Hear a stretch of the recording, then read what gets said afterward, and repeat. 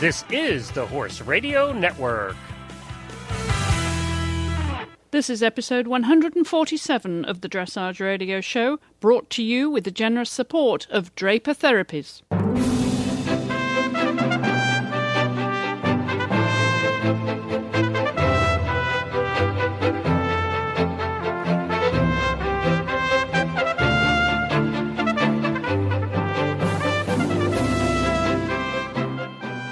Hello and welcome to the program. On this week's show, we hear from American rider Heather Mason, who has just received a $25,000 grant to help her in her professional career. And we also get a monthly training tip starting this week from the New England Dressage Association. But first, we're going to take a quick commercial break, and I will be back in just a second.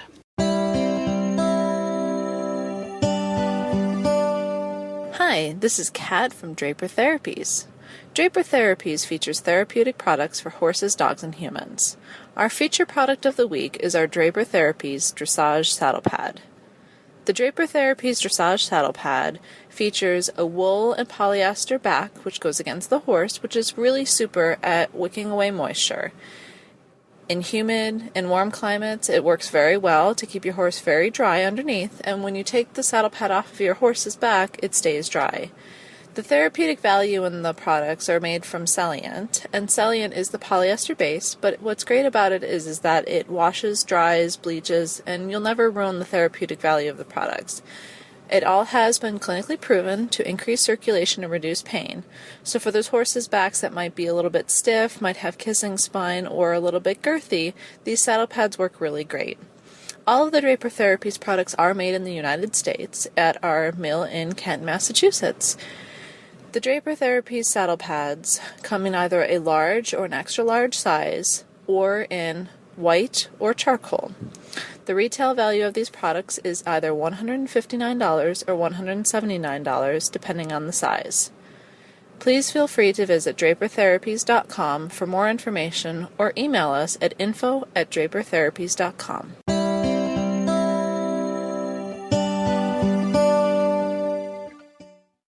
My first guest this week is American rider Heather Mason, who has just received the 2012 Carol Lavelle Advanced Dressage Prize worth $25,000. Now, the purpose of this prize, which is established at the Dressage Foundation here in the States, is to provide financial assistance for coaching and training to a talented, committed, qualified rider whose plan is to reach and excel at the elite international standards of high-performance dressage. Well, you can imagine winning that, and what a prize that would be. Well, let's get Heather's reaction to this and how she plans to spend it. Heather, welcome to the show. Thank you. A wonderful announcement for you, a life-changing moment by winning this award. Yes, this is very exciting. I'm really hoping to get some real focus done on the training now. And it does make a huge difference to any dressage rider, doesn't it? Because that always seems to be the struggle when you're trying to make it in, as a professional and set your goals on the team. Tell us a little bit about the business that you have there in New Jersey. And I must say, I'm very impressed that you survive a New Jersey winter to do your training. Yes, well, fortunately this year has been very nice up here, so it's not been too bad. But I run two farms, Flying James Farm and Stonehorse Farm, both on Sutton Road in Tewksbury, and have probably 60 horses at those two barns combined. A lot of them are young horses or horses that are retired or growing up still, so there's not as many in training. But we get a lot of work done in the winter.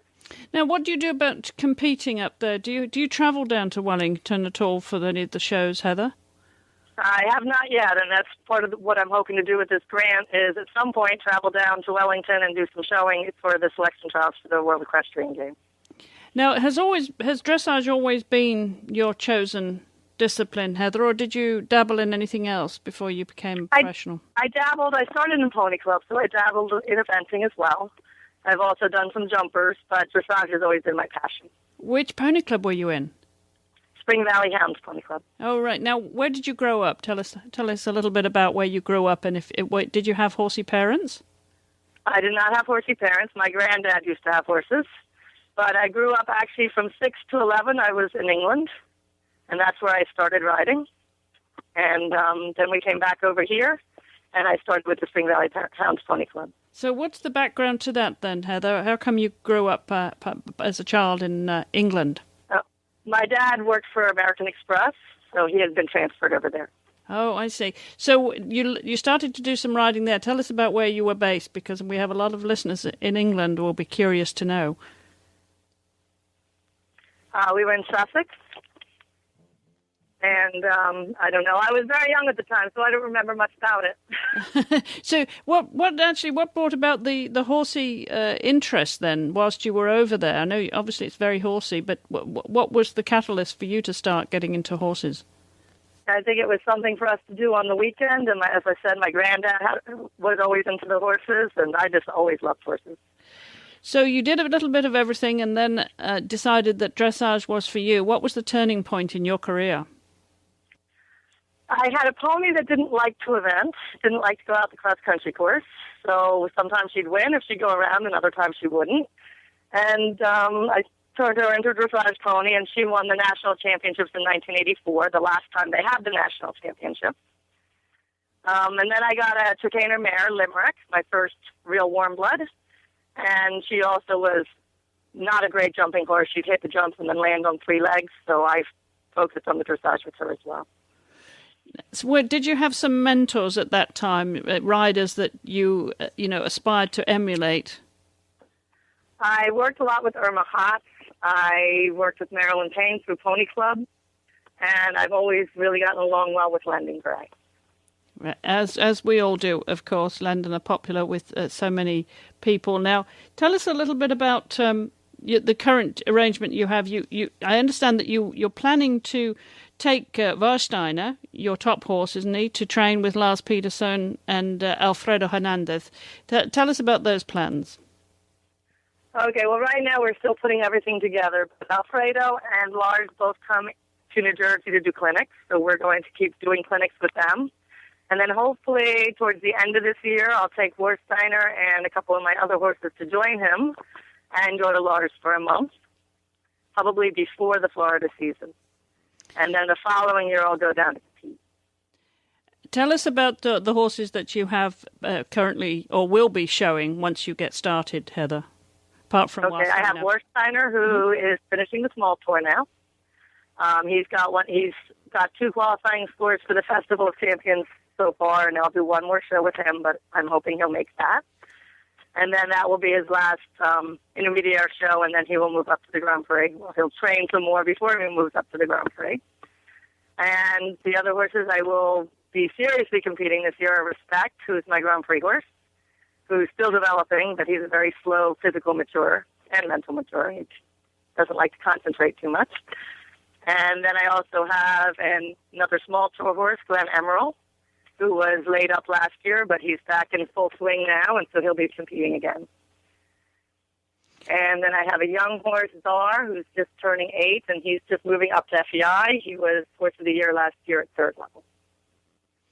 And which breed do you prefer, and where do you typically like to get your horses from, Heather? I ride all breeds, but I seem to end up with mostly Dutch horses. Do you know why that is? I think they're a little lighter and easier off the leg, and mentally I think they work very well. Terrific. So how many horses would you have in your barn right now then? Well, the 2 barns that you have. I have close to 60 horses between the 2 barns. Do you really? And how many staff to handle all of those? I have a variation of girls. I probably have 5 total that we, flip around as far as duties go. Terrific. So now you touched on your long-term plans here. Where would be the first shows that you would go to come the spring season, Heather? Come spring, I'll probably start early May. We have a local show just about an hour here from Bucks County Horse Park. It's just a one-day show. That's normally where I start the horses. And then I'm trying to pick another warm-up show before I hit the Memorial Weekend CDI in New Jersey. Right. And you'll be aiming to go to the festival, will you, in June? Yes, I'm hoping to go to the festival in June with Warsteiner. Just with Warsteiner, okay. Just with Warsteiner this year. Right, because of course you were named as the alternate last year, so you've had it to the Pan Am Games, so you've had a taste of what that looks like to get that close, haven't you? Yes. How does that feel? It was a lot of fun, and the training camp that was held here in New Jersey with Angry Ribbons was extremely good and very helpful. And do you enjoy that kind of condensed sort of pressure cooker environment, Heather, where it comes down to final moments and final inches of training? Do you revel in all that, or do you just take it in your stride? Well, fortunately, I didn't put too much pressure on myself. I kind of take things one step at a time, and Wersteiner was a horse that was new at the level, and he did so much better than I expected him to that I was just happy for anything last year. All right. Well, what a wonderful launching pad for this season ahead. And so this $25,000 prize then will enable you to go training where you need to train in order to move up to where you want to be and hopefully make the team one day. Yes, it should be very helpful. And I'm sure you are enormously indebted to Carol Lavelle for establishing this fund, and I believe that there have been so many people that have donated to this fund now to keep it going. Now it'll be sustainable for years to come for potential team riders. Heather, you got that awarded to you, didn't you? It was presented to you in Wellington recently, wasn't it? Yes, it was presented at the Palm Beach Derby, and it was really wonderful. The Dressage Foundation and Carol and Tom Lavelle have done a great thing with this fund. It's really very helpful. Well, I hope it helps you to realize your dreams, Heather, and I want to wish you the very best of luck and this season and the years ahead with all those horses. My goodness, we can expect all kinds of things from Heather Mason, no doubt. Okay, thank you very much. And you can find out more about the grants that are coordinated by the Dressage Foundation by visiting their website at dressagefoundation.org.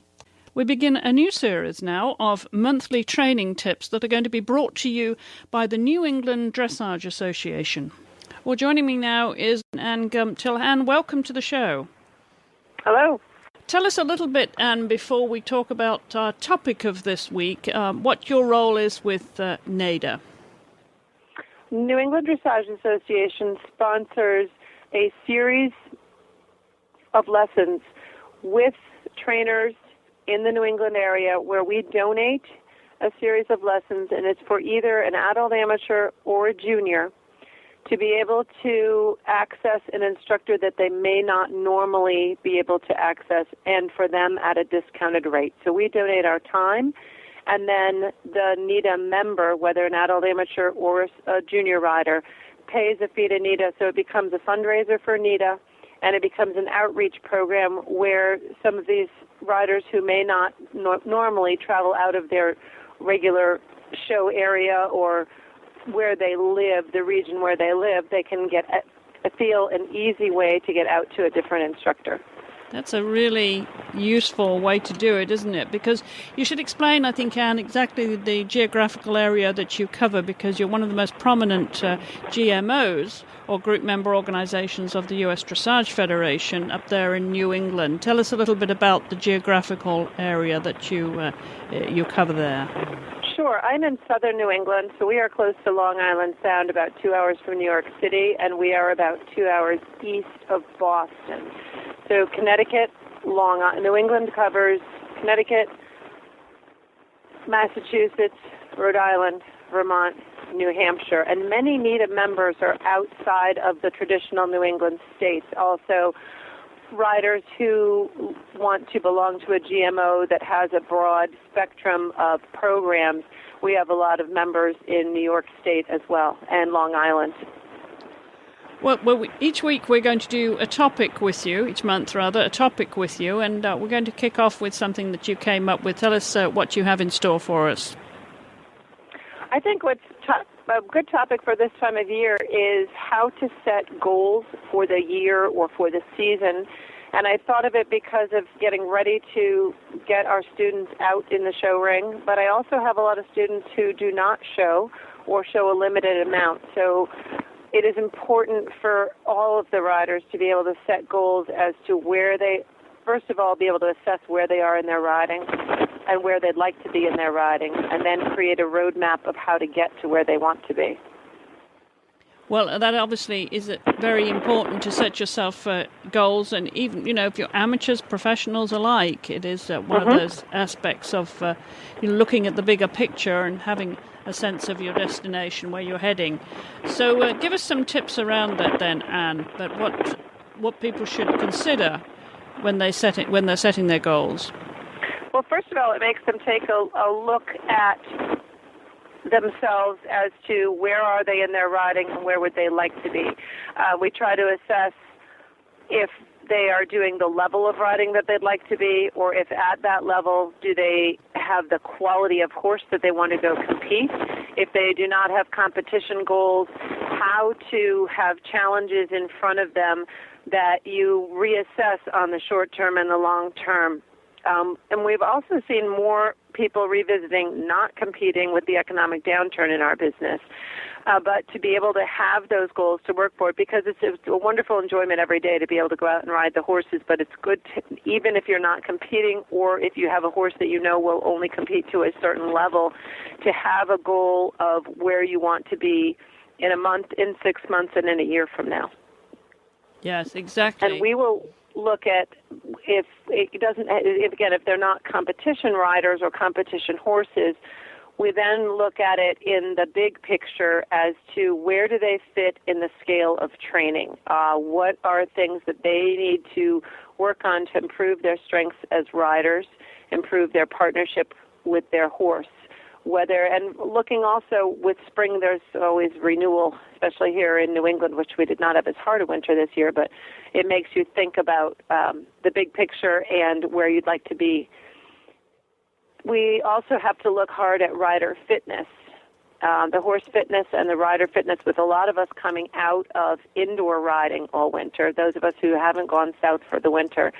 Coming out of riding indoors in the indoor arena is a very different environment than riding out. And we try to include a lot of hacking in our program to encourage the horses to be out of the sandbox and to encourage the riders to be comfortable riding out. But it also helps with the horse's fitness, even just an extra 10 to 15 minutes of walking before the ride and or after the ride. And we're lucky enough to be in an area there were a lot of hills, so we use hill work as that too. Because in the winter, when it was too icy, we were indoors, and we would get creative with uses of cavalettis and things to keep the horse's mind fresh and to strengthen some muscles that they would not be able to use just doing their regular flat work. So, and with rider fitness, I try to have my riders have, if not another sport, at least another activity that can be complementary to their riding, that they can do when they're not at the stable, that they can do on a day that they might not ride, that at least helps keep them supple and fit, so that when they go to a competition, they're not tapped out to the bottom of their physical ability or the horse. Yes, that's just as important, isn't it? Mm-hmm. And of course, you have your climatic challenges in the winter too up there, don't you? Yes, we do. But you all survive, and you come out in the spring and ready to go get them. Now, when is the first competition that NEDA organizes this spring, Anne?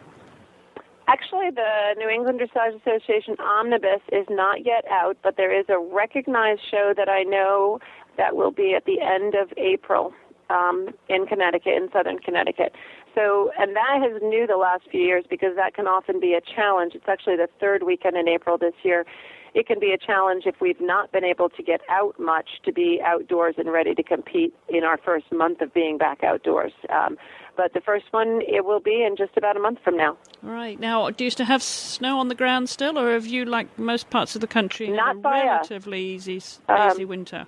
Yes, we had a mild winter, so it's not been by us. Now we're challenged with a bit of mud outdoors and getting the outdoor footing ready with the spring rains. All right. Well, hopefully spring will be just around the corner for you, Anne. I want to thank you again very much for being part of the Dressage Radio Show, and we look forward to catching up with you next time for another one of your tips. Thank you. And now for part one in a series of extracts from Paul Balasik's book, Dressage for the 21st Century.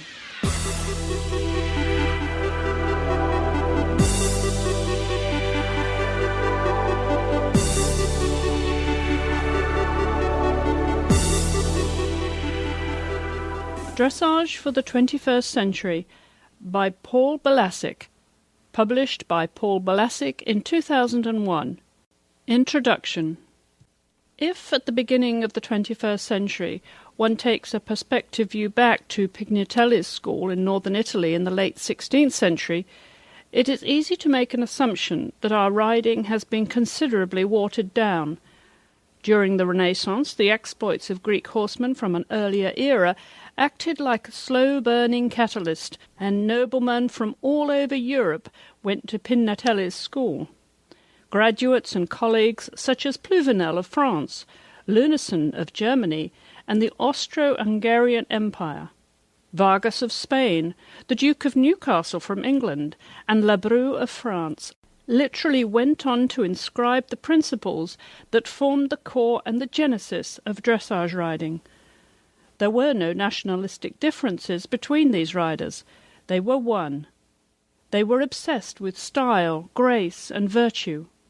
They were engrossed with technique. They were both scientific and artistic. They loved their horses, and they jumped. How they loved their airs above the ground. A little later, in the Baroque era, their students and students of their students rode in lavish carousels and founded some horses so sound in their fundamentals that they are still alive today and have not been improved upon.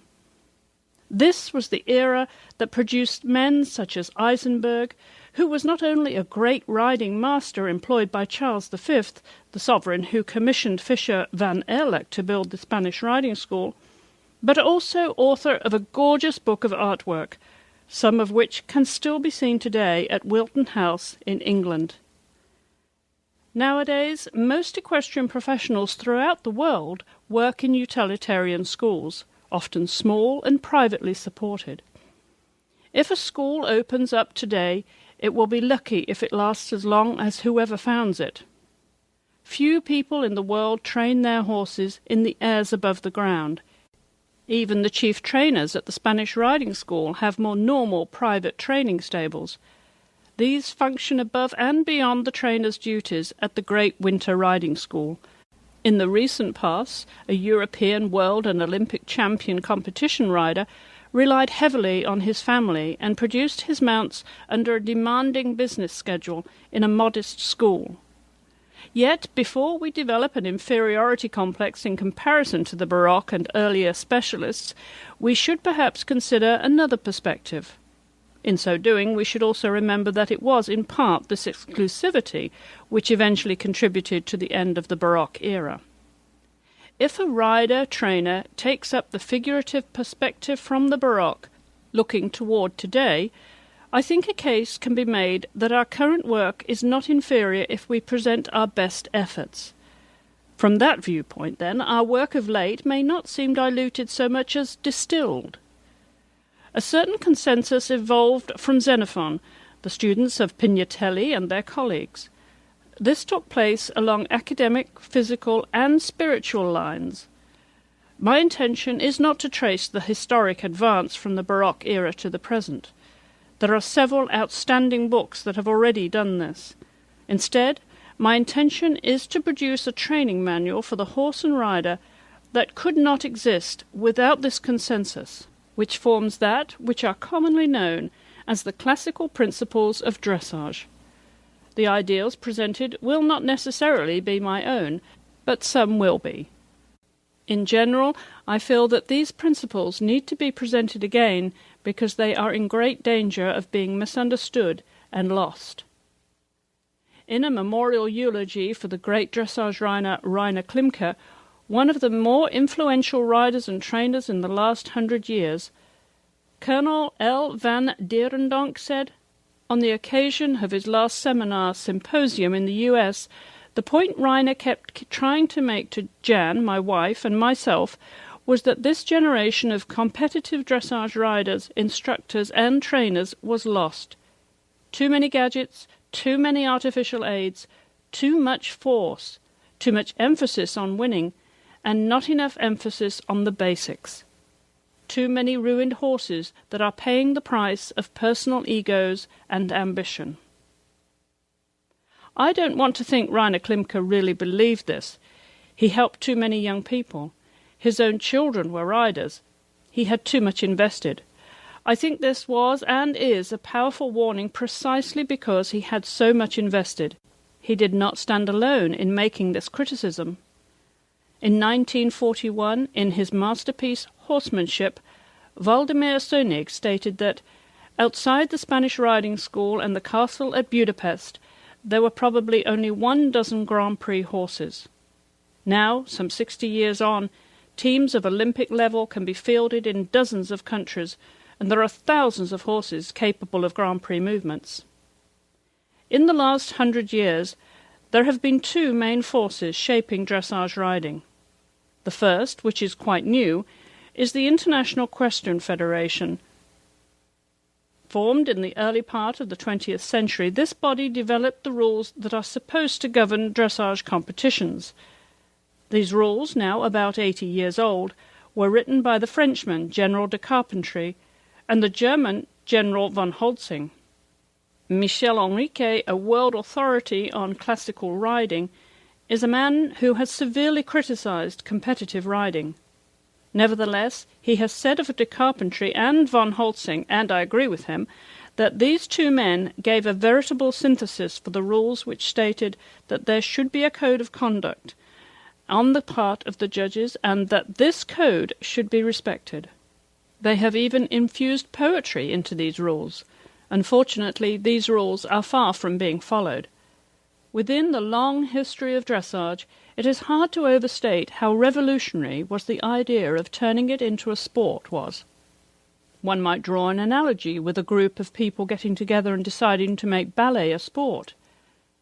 In the introduction of Robert Gescovitch's book, Ballet, A Complete Guide, he talks about this matter. Not for all its athletic dimensions and evident physical prowess can we ever confuse the art of ballet with the art of any sport. Athletic activity aims for quantity. The winning score becomes the bottom line. Aesthetic activity aims for quality.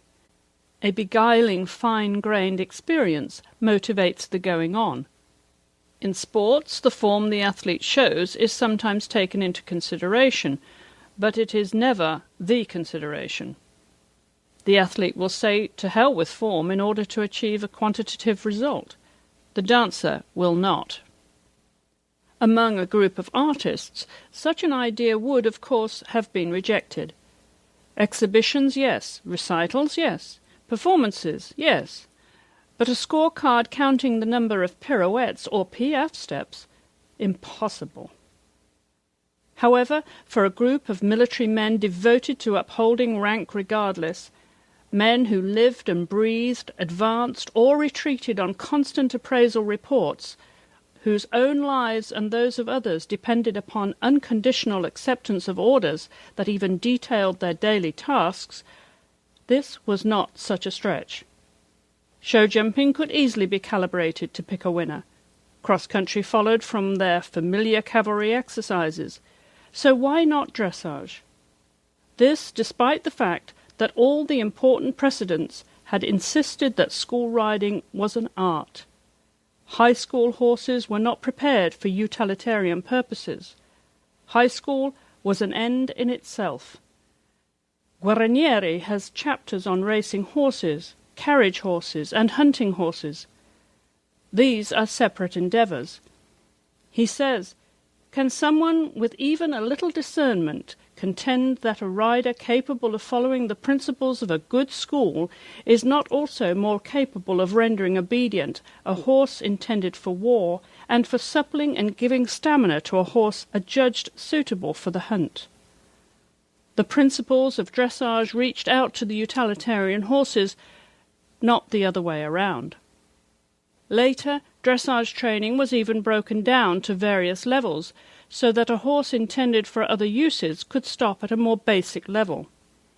Dressage as a scored sport went on to become the antithesis of Pluvinel's instruction, which instilled in the young nobleman such ideals as honour, courage, pride and virtue, the qualities of classical humanism. Furthermore, it became infected with the worst political viruses. In his book, The Art of Dressage, Elwar Podasky chronicled the judging of dressage at the Olympic Games from its first appearance at Stockholm in 1912. The early equestrian Olympics were completely dominated by military men. Judging politics and jingoism quickly took over. Of the 1936 Olympics in Berlin, Podasky wrote, "Every one of the 5 judges had one or more compatriots among the competitors. 3 judges placed their countrymen first, 3 placed them second. One rider, who was placed second by his fellow countrymen, ranked 17th, 20th, and twice in 21st place in the scores of the other 4 judges. This was in a group of 29 contestants from 11 nations. Any further comment is superfluous." Incidents continued. Indignation ebbed and flowed until a point was reached after the 1956 Olympics where the International Olympic Committee was about to eliminate dressage altogether from the Olympic Games. Even higher political intrigues continued in order to reinstate it, but the problems continued to the present. International competitor John Winnett has written about the concept of redlining. A solid arrangement of the top 10 competitors arrived at only after international judges see a combination many times at selected shows. This is a barrier so controlled that it is virtually unbreachable by a newcomer. Preferential halo effects by well-known riders at small competitions are a phenomenon experienced by anyone who has gone to a horse show. Are dressage judges more corrupt than judges of jumpers? Or is it more a case of patching and repairing an old machine over and over, a machine that has a fundamental design flaw and cannot work correctly? Dressage as sport seemed to be a machine built, whether intentionally or not, without the use of prior research, and it was built in the vacuum of the European militaries. And I will be continuing this series of extracts from Paul Balasic's book over the next few weeks. In the meantime, you can find out more about Paul's books on his website at paulbalasic.com. The FEI Rheem Accra World Cup qualifying competitions have now concluded around the world. The finals are, of course, going to be held in Hertogenbosch, the Netherlands, from the 18th to the 22nd of April, so just over a month away from that. And the leader of Western European League is Sweden's Patrick Kittel. In second place, Helen Langen-Hannenberg, and in third place, Valentina Trupper. And I'll bring you a preview of that FEI Rheem Accra World Cup final in Hertogenbosch as we get closer to the event and as the winter season wraps up, the indoor season over there in Europe as well. And all eyes will be focused on Greenwich shortly after that as the riders start to make their plans for the outdoor season. We're looking at the standings for dressage around the world. We've had so many of those riders as guests here on the show, but there's still many that we have not had. So I'd love to hear from you if there's anyone that you would like to hear from whom we have not had on the Dressage Radio Show over the past few years. And let me know why you've selected those. And you can post those on our Facebook fan page. Just look for Dressage Radio and click on the fan page there and post your comments. And you can also, of course, email me at chris@horseradionetwork.com and let me know who you would like to hear from, or any other stories, in fact, from around the world of dressage. And there are always opportunities for sponsorship here on the show, so if you know anyone who would like to be involved in supporting this show that's brought to you every week by the Horse Radio Network, then do drop us a line, chris@horseradionetwork.com. And if you'd like to support our exclusive Olympic coverage this summer, then we'd love to have you on board. Just send me an email and we'll explain to you how you can be part of that exclusive Olympic coverage here on the Dressage Radio Show. And that is our show for this week. I will be back, of course, at the same time, same place next week with more news, views and interviews from around the world of dressage. So until then, thank you all for listening.